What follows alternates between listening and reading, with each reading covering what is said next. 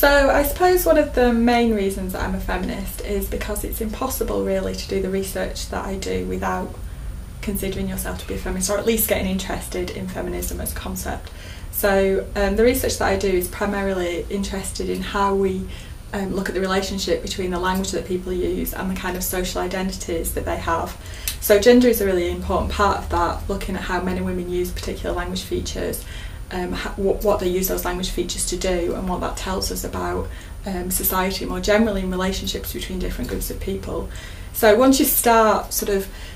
messing about in gender differences and looking at those language differences,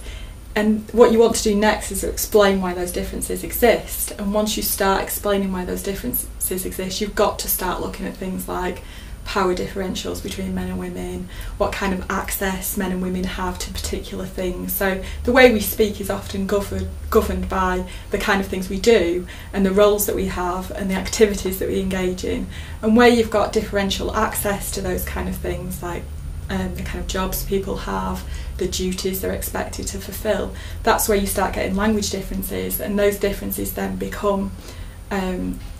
involved in thinking about those ideas about feminism and why it is that those differences have come about and what the historical trajectories of them are. And then it's pretty hard not to get angry about things in terms of those differences and why those differences happen. And also kind of how slow things move. So you see these differences between men and women that have been recorded in the 1970s in the way that they use language, and actually a lot of that stuff's still the same today. So those processes are very slow,